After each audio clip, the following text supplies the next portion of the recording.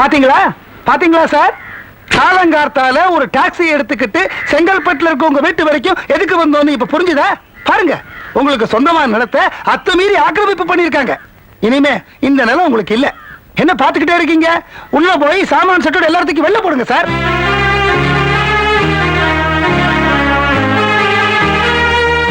யாரை கேட்டு சார் எல்லாரும் நிலத்துக்குள்ள நுழைஞ்சுங்க? ஓ, இந்த நிலம் உங்களுக்கு சொந்தமா?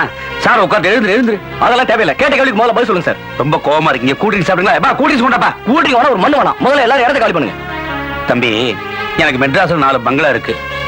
ஊட்டியில ஏலக்காய் எஸ்டேட் இருக்கு, கொடைக்கானல்ல டீ எஸ்டேட் இருக்கு, சிக்மங்களூர்ல காஃபி எஸ்டேட் இருக்கு, அம்பத்தூர் இண்டஸ்ட்ரியல் எஸ்டேட்ல ஒரு ஃபேக்டரி இருக்கு. மாசம் 500 பேருக்கு சம்பளம் கொடுத்துட்டு இருக்கேன். நீங்க எவ்வளவு பெரிய மனுஷனா இருந்தா எனக்கு என்ன சார்? ஏன் சார் என் நிலத்துக்குள்ள அத்துமீறி நுழைஞ்சுங்க?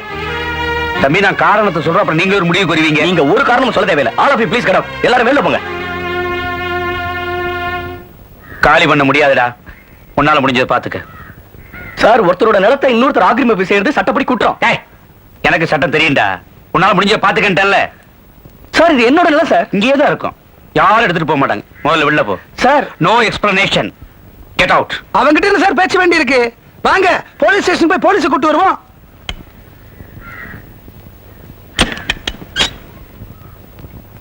மகாலட்சுமி, நீ போலீஸ் ஸ்டேஷனுக்கு வர வேண்டாம். நீ இங்கே இரு. நான் போயிட்டு வரேன்.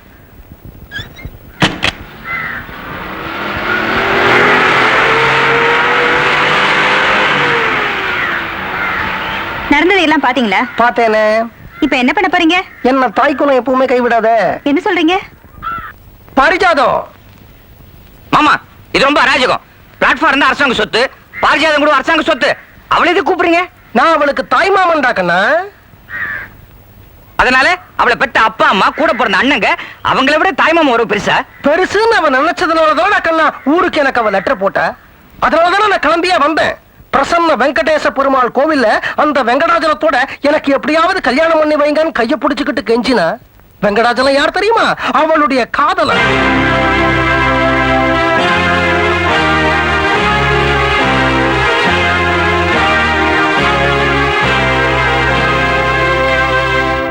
அம்மா பாரிஜாதம், நீ மேஜர். உன் இஷ்டத்துக்கு பிடிச்ச யார வேணும்னாலும் லவ் பண்ணலாம். அதை யாரும் கேட்க முடியாது. யாராவது பயமுறுத்தினா வீட்டுக்குள்ள மறுபடியும் போலீஸ் வரும் சொல்லு.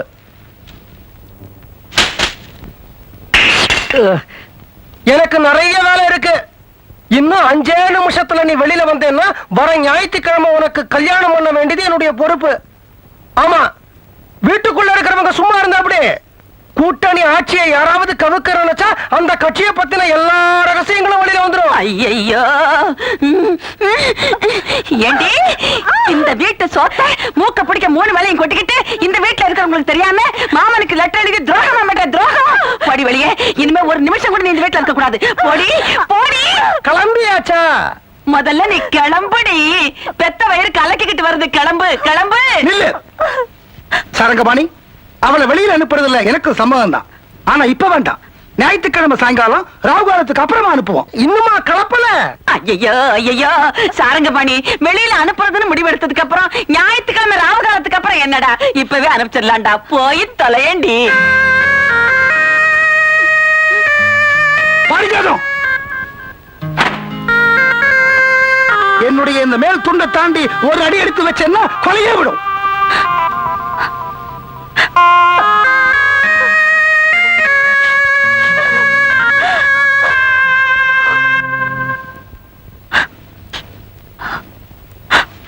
பாரிஜாதம், என் மேல் துண்டையே தாண்டிட்டேல்ல. இந்த சொக்காயை தாண்டி ஒரு அடி எடுத்து வச்சுன்னா கொலையே விடும்.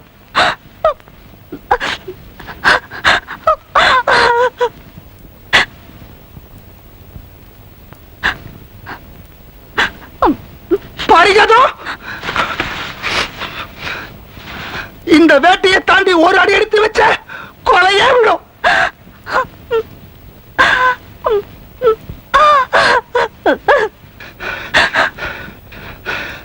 பாரிஜாதம்.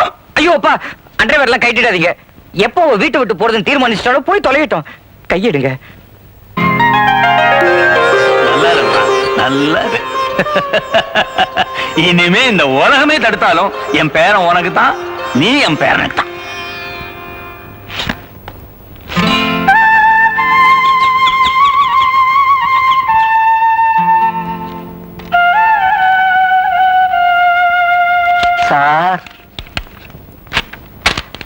அப்பாவை பத்தி ஏதாவது தகவல் தெரிஞ்சதா?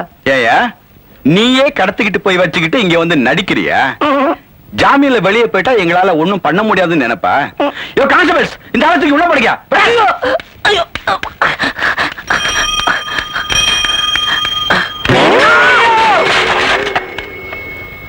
ஐயோ, முட்டை நொறுங்கிடுச்சு, மொட்டை நெருங்கிடுச்சு. மரியாதையா 350 ரூபாய் பணத்தை எடுத்து கொடு, இல்லன்னா எடுத்தாப்லயே போலீஸ் ஸ்டேஷன் புரிஞ்சு கொடுத்துருவையா. கொடுக்குறையா, கொடுக்குறேன். கெட்ட நேரம் வந்தா ஒட்டகத்து மேல ஏறி நின்னா கூட நாய் கடிக்குங்கிறது சரியா போச்சு. ஐயா, இந்த ஒரு முட்டை உடையல, அந்த 350 ரூபாயில ஒரு 75 பைசாவை கழிச்சுக்கிறேன் வச்சுக்க. ராஜபாண்டி தேவர், ஒரு பொண்ணு அந்த வீட்டை விட்டு வெளியில கிளப்பியாச்சு, இன்னொரு பொண்ணு அந்த வீட்டு வாசல்ல டென்ட் அடிக்க வச்சாச்சு. இப்போ அடுத்தது உங்க பொண்ணுதான். கந்தசாமி, உங்க தங்கச்சியை எங்க குடும்பத்துக்கு ரொம்ப பிடிச்சு போச்சு. என் பொண்ணு அவங்களுக்கு மருமகளா போனா சொந்த அம்மாவை போல பாத்துக்குவாங்கங்கிற நம்பிக்கை எங்களுக்கு இருக்கு. அதனால நீங்க என்ன செய்ய சொன்னாலும் நான் செய்யறேன். ராஜபாண்டி தேவர், என் தங்கைய பத்தி கொஞ்சம் யோசிச்சு பாருங்க.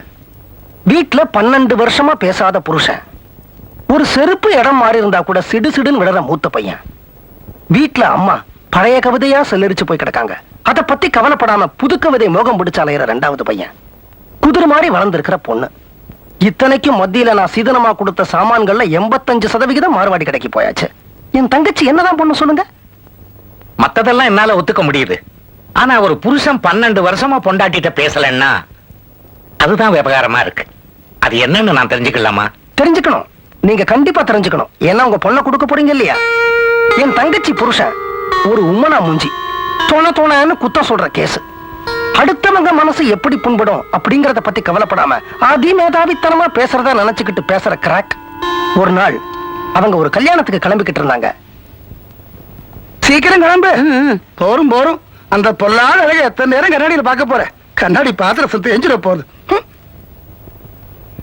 தலையை பிடிச்சி ஏன் இழு நிற்கிற? சௌரி கையோட வந்துட போறது. பவுடர் ஓ மூஞ்சிக்கு எவ்வளவு பவுடர் போட்ட என்ன மூஞ்சி கலர் மாறிடவா போகுது? சுடுகாட்டு சவத்துக்கு சுண்ணாம்பு அடிச்சா 2 நாள்ல பல்ல இழிச்சிரும். அதே மாதிரிதான் உன் மூஞ்சியும், எவ்வளவு பவுடர் போட்டாலும் 2 மணி நேரத்துல பல்ல இழிச்சிரும். இது பாருங்க, கல்யாணம் ஆன புதுசுல நாராசமா பேசுனீங்க, பொறுத்துக்கிட்டேன். இப்ப 3 குழந்தைங்க பிறந்ததுக்கு அப்புறமும் இப்படியே பேசிக்கிட்டு இருந்தா எப்படி? ஆமா, குயில போல நேரம், காக்கையை போல தொண்டை, கோவம் மட்டும் மூக்குக்கு மேல குரங்கு மாதிரி. இது பாருங்க, இன்னொருத்தர இப்படி எல்லாம் சொல்லாதீங்க. சொன்னா என்ன செய்வேன்? 1000 தடவை சொல்லுவேன். உன் குதிரை மூஞ்சிக்கு வேற யாரும் கிடைக்க மாட்டான். நான் தான் மாட்டிக்கிட்டேன். போ, கொஞ்ச நேரம் வெளியில இருப்போம். போட போமா, அப்பா அம்மா இப்ப வந்துருவோம். போங்க. என்ன சொன்னீங்க?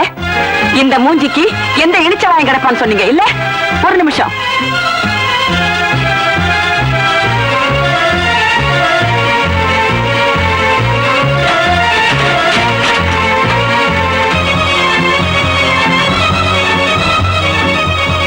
இந்தாங்க, இந்த கல்யாண பத்திரிக்கை பிடிங்க, பிரிங்க,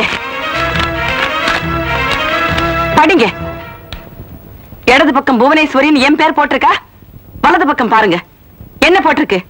உங்க பேரா போட்டிருக்கு? இல்ல, ராஜாமணின்னு போட்டிருக்கு. என்னையும் ஒரு பையன் சைட் அடிச்சான். கோயில்லையும் மார்க்கெட்லயும் என் பின்னாலேயே சைக்கிள்ல வந்து டாம கட்டினான். எங்க வீட்டு சமையல் கட்டு ஜன்னல் வழியா லவ் லெட்டர் உள்ள தூக்கி போட்டான். எங்க அண்ணன் அவனை அடிக்க போய் காதல் தோல்வியில எனக்காக மூட்டை பூச்சி மருந்து சாப்பிடுற அளவுக்கு போனான்.